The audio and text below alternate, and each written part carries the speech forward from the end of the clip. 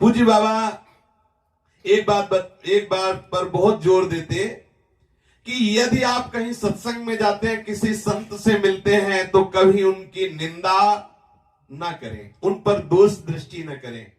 रतनगढ़ में एक बड़े सेठ धनी मानी थे और धनी लोग प्राय सत्संग जाने की बड़ी रुचि रखते हैं। कहां सत्संग हो रहा है, बोले वहां चला जाए। वो इसलिए नहीं कि हम आचरण में उतार कर भगवत प्राप्त बने, कोई बिरले होते हैं। दो भावनाएं होती है, एक तो दान पुण्य हो जाएगा तो कुछ पाप कटेंगे, और दूसरी बात ये छाप लगाने की कि तुम्हें क्या पता, हमने उन स्वामी राम सुखदास का सत्संग किया, हमने भाई जी का सत्संग किया, हमने राधा बाबा का सत्संग किया और आचरण में पाई भर भी परिवर्तन नहीं। ऐसे ऐसे छाप मारने के लिए। ऐसे ही रतनगढ़ में एक धनी सेठ थे, ये प्रायः दुष्पूर्णी कामनाओं के जाल में फंसे हुए थे।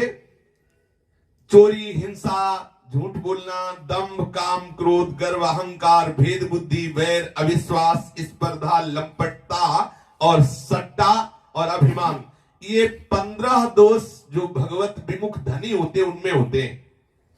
प्रायः इन सब दोषों से वो पूर्ण थे, पर वो सत्संग में जाते थे। भाई जी महाराज श्री हनुमान प्रसाद पोद्दार जी के सत्संग में जाते और सत्संग में ये नोट करते कि कौन सी बात गलत बोली। इसके बाद वो सत्संग से जाने के बाद वो 4 लोग बैठ के निंदा करते भाई जी की। हाँ, बहुत महात्मा बनते हैं, बड़े प्रवचन, रोज नियम से जाता सत्संग। सत्संग में त्रुटि नहीं होगी, जाने में रोज सत्संग जाएंगे, लेकिन पेन कापी साथ होगी, वो सिद्धांत लिखने के लिए नहीं, कमी क्या बोली ये लिखने के लिए, और कौन सी त्रुटि है उसमें फिर निंदा, और रोज निंदा करना। ये जो अनेक प्रकार से भ्रमित चित्त वाले हैं, मोह रूपी जाल में फंसे हैं, ये विषयी भोग, ऐसा विषयी जीव ऐसा अवसर आने पर भी चूक कर बैठते हैं, घोर नरकों में गिरते हैं। भाई जी के पास आते, सत्संग सुनते, भाई जी की निंदा करते। बाबा श्री राधा बाबा अपने जनों से कह रहे, दूसरों की निंदा में जो रत हैं, जो धनाभिमानी हैं, जो संतों में तनिक भी दोष बुद्धि रखते हैं, कैसे इनको भगवत कृपा का अनुभव हो। सेठ जी ऊपर से तो भाई जी के सामने आते हो कहते, जी आपके सत्संग से बड़ा लाभ हुआ है, ऐसा बोलते, और भीतर ईर्ष्या होती कि कौन सा ऐसा हथकंडा अपनाए जिससे इनको नीचा दिखा सके। द्वेष करते भाई जी से। और भाई जी के पास यद्यपि लौकिक धन नहीं था, फिर भी लोक प्रतिष्ठा थी। रतनगढ़ के बड़े बड़े धनी मानी विद्वान सब आकर भाई जी के सामने झुकते, तो इस धनी को बहुत जलन होती थी। अपने आप जो है अभक्त को भक्त के प्रति द्वेष हो जाता है, यह सिद्धांत है। भाई जी अकिंचन थे, उन पर तत्कालीन जो पदाधिकारी जन थे बहुत रीझे हुए थे। भाई जी का बड़ा आदर होता, अधिकारियों पर भाई जी का बड़ा स्नेह होता, तो उनको अधिकारियों से हम अपना काम बनावे, इसलिए भाई जी से मीठी मीठी बातों सेठ करता, सत्संग में आता, पर भाई जी की निंदा करता, भाई जी से द्वेष करता।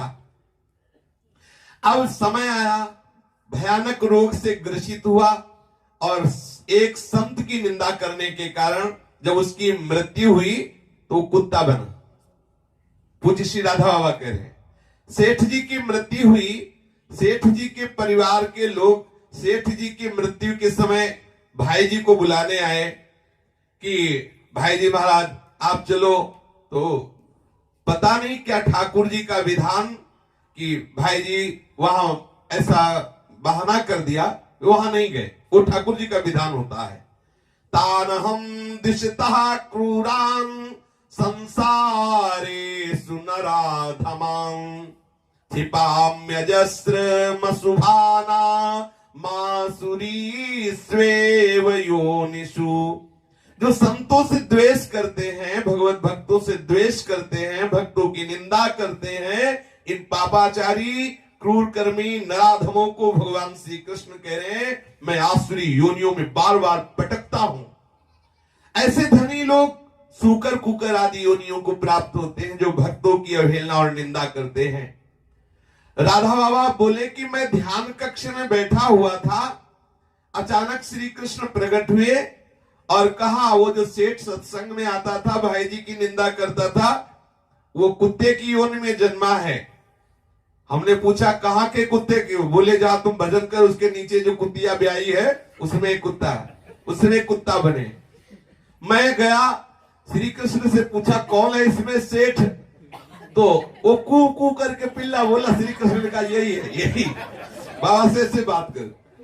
अब मैं जब उपासना कक्ष में बैठता तो उस पिल्ले की आवाज आती, कू कू कू। बहुत हमें अंदर से कष्ट होता कि किसी भी तरह से सही संत समागम में तो आया, उसकी ऐसी अधोगति कैसे हुई?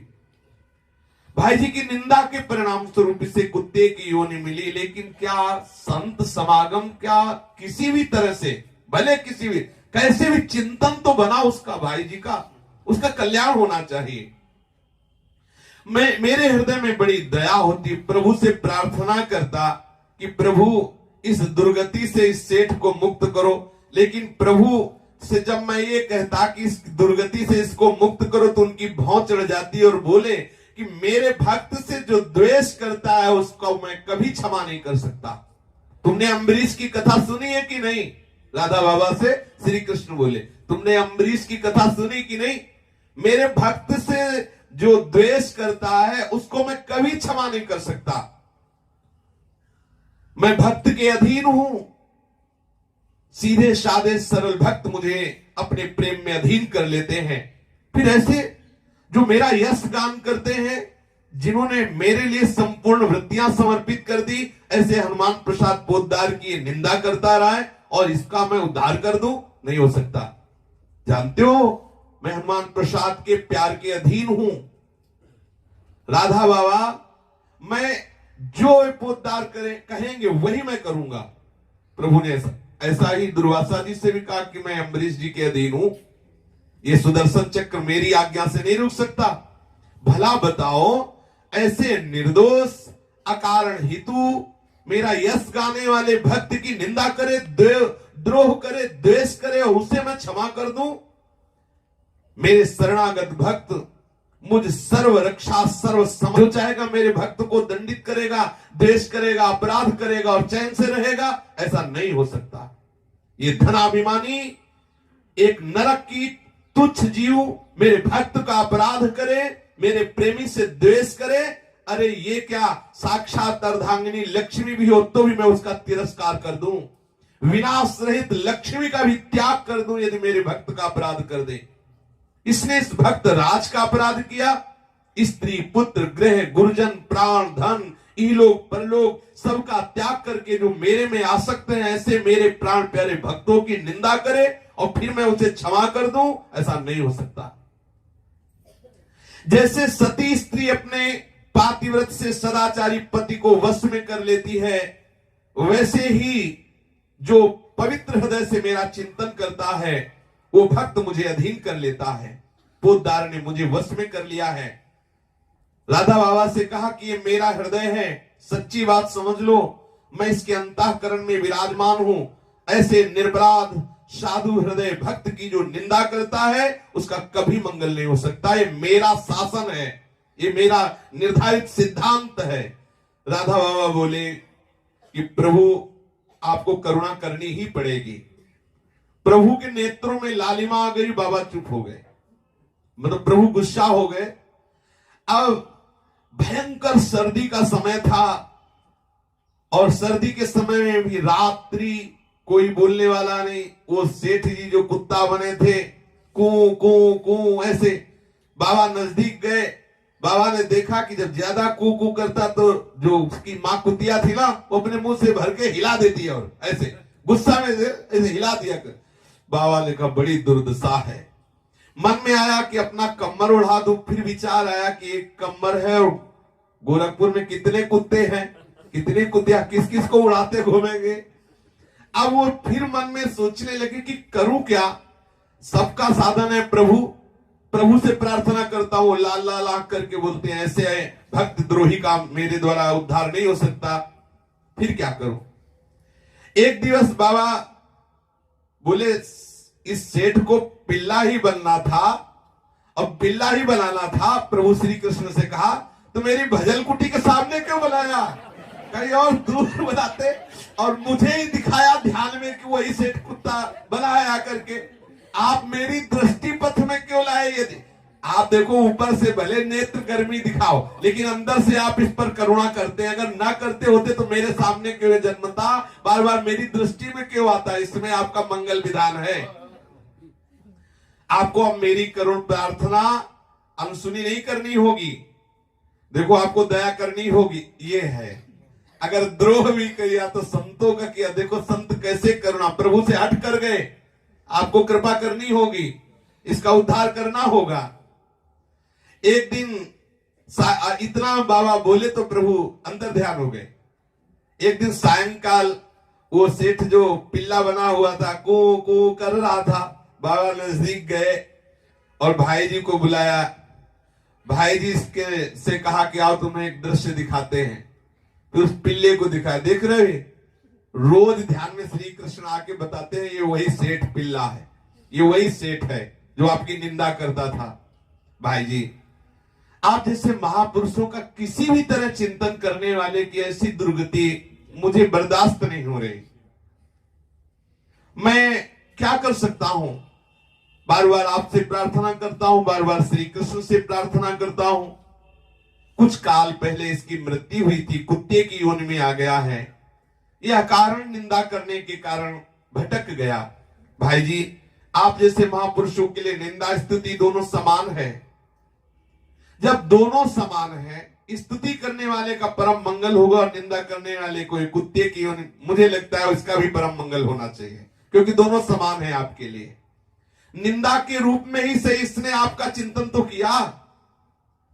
आपका चिंतन स्मरण करने से इसे कुत्ते की योनि में जो पड़ा हुआ उद्धार होना चाहिए। भाई जी, मैंने आपके ही मुख से एक दोहा सुना था, धनी के द्वारे पड़े रहो, धनी की ठोकर खाए, कबहू का धनी निवाजी है जो द्वार छाड़ नहीं जाए। देखो आपके दरवाजे में कुत्ता बना हुआ है, अब आप कृपा कीजिए। भाई जी, आप कृपा करके आपके द्वार पर कुत्ते के पिल्ले के रूप में सेठ पड़ा है, इसको सदगति मिलनी ही चाहिए। अड़ गए बाबा, ये देखो संतों की कृपा है। आप जब तक कृपा नहीं करेंगे तब तक मैंने देख लिया कि विश्व की कोई शक्ति इसकी दुर्गति से इसकी रक्षा नहीं कर सकती, क्योंकि मैं सबसे परम शक्ति प्रभु से बात करके देखा। ये न जाने कितने कल्पों तक सुअर कुत्ता न जाने कैसी कैसी योनियों में जाएगा और भोगता रहेगा, इसकी दुर्गति समाप्त नहीं होगी। मैंने ध्यान के द्वारा देखा। यदि कोई स्वाभाविक कर्म बिगड़ जाए और कुत्ता बने तो वो अधोगति से ऊपर उठता है, लेकिन ये भक्त अपराध के कारण कुत्ता बना, अनेकों कल्पों तक ऐसे ही नाना प्रकार की नीच योनियों में जाता रहेगा, कभी मुक्त नहीं होगा। आप कृपा कर दो भाई जी, आप ही इसके अपराध को क्षमा कर इस अधम जीव को अपार दुख राशि से मुक्त कर सकते हैं। ये दूसरे कुत्ते तो अपने कर्म भोग करके उत्तम गति को प्राप्त होंगे, परंतु ये सेठ अपने प्रयास से महत्जन अपराध के कारण कभी त्राण नहीं पा सकता। इसलिए मेरा हृदय जल रहा है, आप करुणा करें, इसकी अधोगति से इसको बचा लें। भाई जी मेरी बात सुनकर मुस्कुराए। उन्होंने बड़े प्यार से वहां ऐसे रज लगा के हाथ मटिया रहे थे, वो दोनों हाथ बाबा के कंधे पे रखे, बोले स्वामी जी जिस पर आप इतने कृपालु हो उसकी दुर्गति कैसे हो सकती है? और फिर आप इतने निष्ठुर मुझे मत समझिए। आप और मैं दो नहीं हैं। आपने जब इसे उद्धार की बात मन में सोच ही ली, उद्धार करने का विचार आ ही गया, तो अब इसको कैसे कोई दुर्गति में देख सकता? निश्चित इसका परम कल्याण होगा। आपने क्षमा कर दिया, यहां से क्षमा हो गया। देखिए, इस सेठ को इस मेरी निंदा करने के कारण ये फल मिला, तो आपकी कृपा का फल अभी आप देख लीजिए। ये बिना साधन के सीधे भगवान की लीला में प्रवेश करेगा। भाई जी ने कहा, आपके रोज देखने का फल, रोज आपके हृदय में जलन होने का फल, किसका कैसे कल्याण हो, कल्याण ही नहीं, ये सीधा प्रभु की लीला में जाएगा।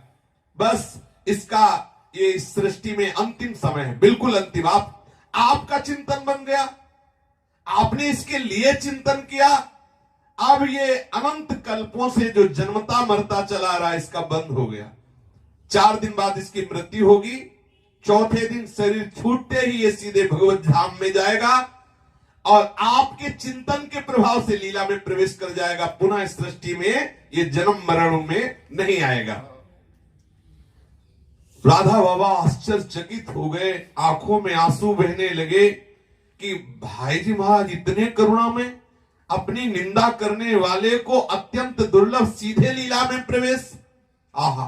भाई जी ने कहा एक बात करना, इसके सेठ के परिवार को सूचना मत दे देना कि इसका जो बाप है वो कुत्ता बना या पिल्ला बना है, ना ये सूचना दे देना कि इसको कुत्ते की योनि से सीधे लीला में प्रवेश हो रहा है। ये बात बिल्कुल हमारी और आप तक रहनी चाहिए और इस भजन कक्ष के बाहर ये बात नहीं जानी चाहिए। श्री भाई जी की महानुभावता देखकर राधा बाबा द्रवित चित्त हो गए और मन ही मन सोचने लगे कि भगवान के प्रेमी जनों का कितना अद्भुत करुणा में हृदय होता है, कितना अद्भुत प्रभाव होता है। धीरे से भाई जी की चरण रज लेकर वो देख ना पावे ऐसे माथे पे लगाने लगे। मन तो आया कि लौट जाऊं चरण पकड़ के, फिर लगा कि अभी डांटने लगेगी कि क्या नया नाटक शुरू कर दिया बाबा। ऐसे भावावेश को बाबा रोके कि ओहो ऐसे नीच को सीधे लीला में प्रवेश। आहा। बस नीचे मुख किए हुए अपने भजन कुटी में आ गए और बाबा भाई जी की से हम सोचते रहे कि प्रभु का प्रेमी कितना करुणामय होता है।